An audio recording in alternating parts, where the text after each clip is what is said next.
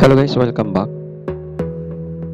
For today's video guys, tuturo ko sa inyo kung paano ba mag-withdraw dito kay Bitget gamit yung P2P. So nung nakaang vlog natin, tinuro ko sa inyo kung paano ba mag-deposit, no? Ngayon naman mag-withdraw tayo kay Bitget. So bago ang lahat guys, kung bago ka pala sa aking channel, don't forget to like and subscribe, and click na rin yung notification bell para lagi kayong updated sa ating YouTube channel.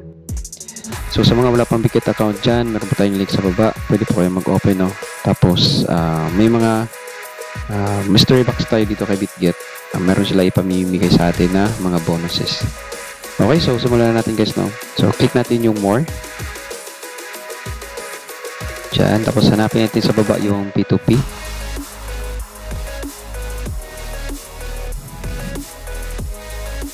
Okay, tapos dito tayo sa sell. Tapos yung payment method natin, ganun pa rin. Piliin natin yung GCash, yung payment method. Tapos naman dito tayo sa baba. Yan, so meron tayong nakikitang online.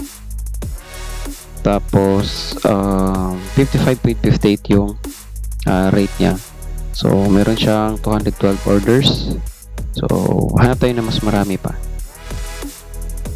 So dito tayo sa 57 Ariana. So kung di ako nagkakamali, siya din yung katransact natin nung nag P2P tayo last time. Tignan natin kung siya ba. Okay, so GCash, nakalik na yung GCash natin guys, no? So click natin yung max. Yan. So yun yung magiging ano natin, matatanggap na amount dito sa GCash natin, no? So click natin yung sell. So ilagay natin yung code natin. Tapos ayun, antayin na lang natin si merchant na mag-send sa atin sa GCash. So chat muna natin siya. Hello.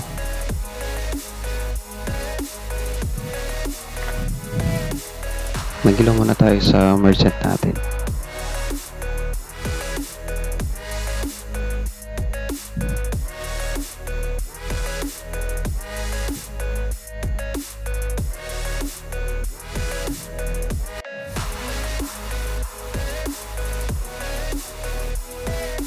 So nag-chat na siya guys, na send na down sa kanya yung payment natin. So puntahan natin sa GCash natin.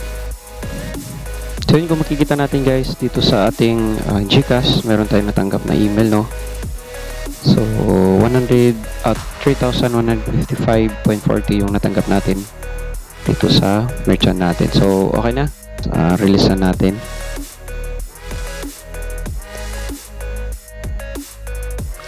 Okay, so successful na guys, no? Yun lang. So ganoon lang siya kadali.